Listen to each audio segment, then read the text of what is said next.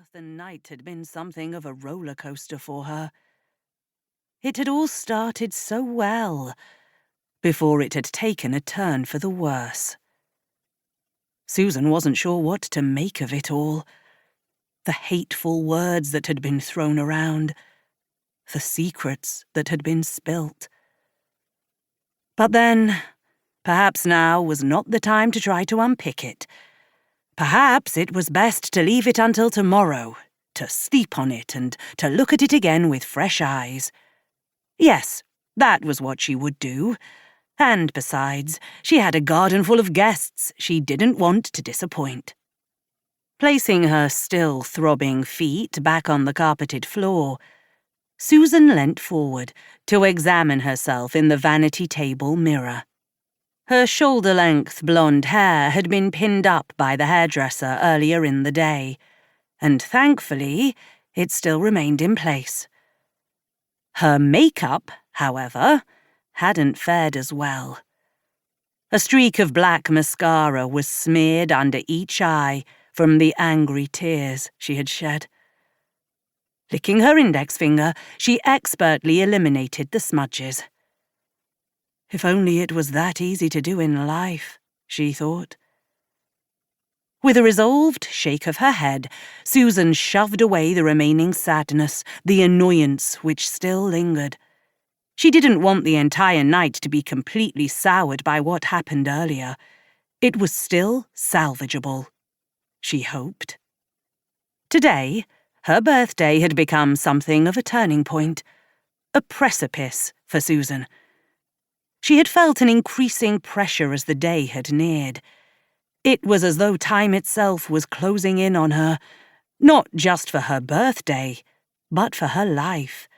And she wasn't prepared to start her 50th year like this, sad and hurt. 50 was officially middle-aged, Susan thought.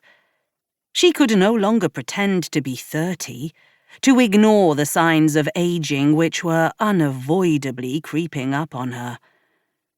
She wasn't a slim size 10 anymore.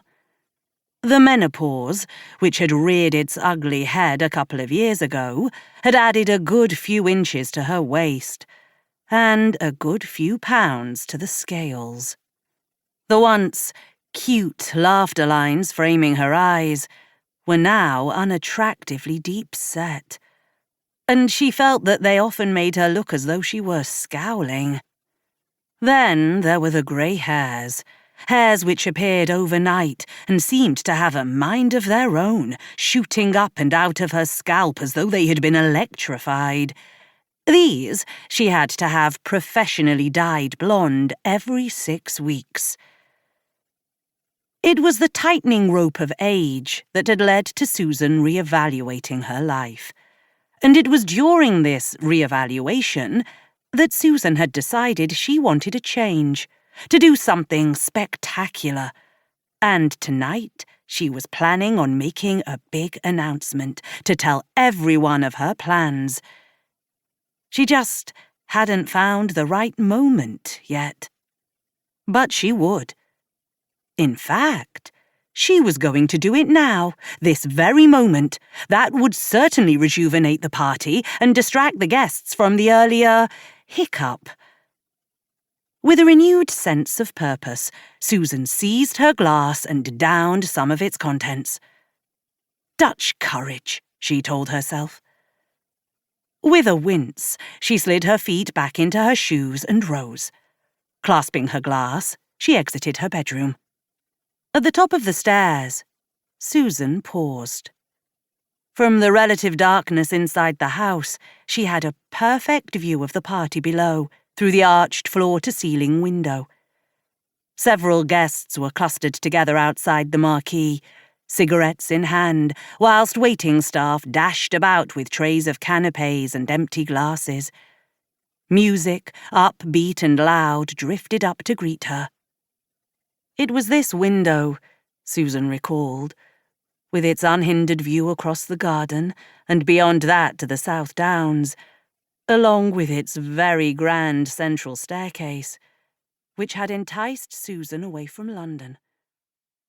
They had moved to the outskirts.